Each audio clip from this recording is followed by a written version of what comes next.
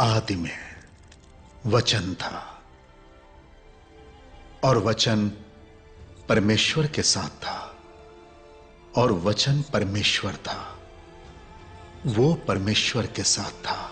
हम जानते हैं ये वाक्य बाइबल में यीशु मसीह के विषय में संत यूहन्ना द्वारा कहा गया है। वैसे मैं आपको बता दूं कि संत यूहन्ना यीशु मसीह के सबसे प्रिय शिष्य थे, जिसके कारण वे बहुत सी अद्भुत बातें जान पाए जो शायद अन्य शिष्य अपने जीते जी नहीं जान पाए। पर इसके विषय में हम किसी और दिन बात करेंगे। तो आज हम बात करने जा रहे हैं यीशु मसीह के विषय में। क्या यीशु मसीह जो कि शब्द है, क्या वह आदि से परमेश्वर के साथ थे? और यदि हाँ, तो क्या पुराने विधान में हमें यीशु मसीह कहीं देखने को मिलते हैं? तो चलिए नए नियम में जानने के लिए कि यीशु मसीह स्वयं अपने विषय में इस बात को लेकर क्या कहते हैं। संत यूहन्ना का सुसमाचार अध्याय 8 पद संख्या 57 से 59। इस पर ईसा ने उनसे कहा, मैं तुम लोगों से कहता हूँ, इब्राहिम के जन्म लेने से पहले ही मैं विद्यमान हूँ। अब संत लूकस के सुसमाचार अध्याय 10 पद संख्या 18 में यीशु मसीह कहते हैं कि उन्होंने शैतान को बिजली की तरह स्वर्ग से गिरते देखा। अब इन दोनों बातों से ये तो साफ है कि यीशु मसीह का अस्तित्व आदि काल से है।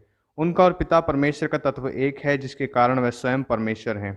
अब सवाल यह उठता है कि अगर यीशु मसीह आदि काल से ही पिता परमेश्वर के साथ थे, तो क्या वे पुराने विधान में कहीं दिखाई दिए? जवाब देने से पहले मैं आपको बता दूं कि शुरुआती दौर में जब किंग जेम्स ने बाइबल का अनुवाद करना आरंभ किया, तो उन्होंने 54 हिब्रू और ग्रीक स्कॉलर्स को बाइबल का अनुवाद करने के लिए नियुक्त किया था, क्योंकि बाइबल का नया नियम ग्रीक भाषा में था और पुराना नियम हिब्रू और आरामिक भाषा में था। इस तरह किंग जेम्स को पूरे बाइबल का अनुवाद करने में पूरे 7 साल लगे।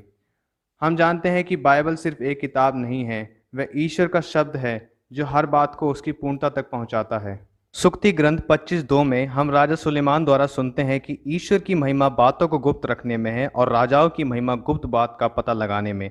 अब हम जानते हैं कि परमेश्वर की महिमा बातों को गुप्त रखने में है, तो शायद परमेश्वर ने यीशु मसीह को भी पुराने नियम में छिपाया हो। तो चलिए देखते हैं किंग जेम्स की बाइबल में, जो कि इंग्लिश में है। अब हर जगह जहां यीशु मसीह के विषय में बाइबल में लिखा है, वहां उन्होंने उन्हें एंजल ऑफ गॉड लिखा है और हर जगह एंजल वर्ड का लेटर एक कैपिटल है।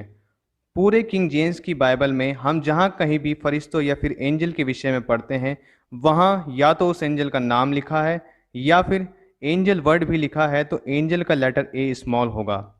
इस प्रकार बाइबल में जहां कहीं भी एंजल ऑफ गॉड लिखा है और एंजल वर्ड का लेटर एक कैपिटल है, तो वो यकीनन यीशु मसीह ही है।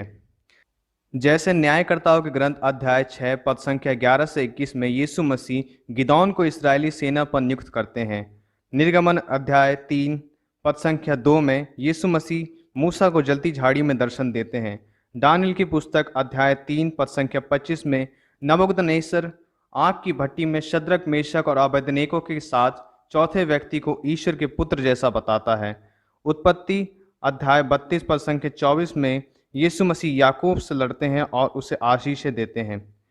ऐसी बहुत सी बार यीशु मसीह हमें पुराने नियम में देखने को मिलते हैं, पर इसका पता सिर्फ किंग जेम्स की बाइबल में चलता है, जो कि इंग्लिश भाषा में है, क्योंकि हिंदी भाषा में एंजल को सरदूत कहा जाता है और हिंदी भाषा में कैपिटल और स्मॉल लेटर नहीं होते।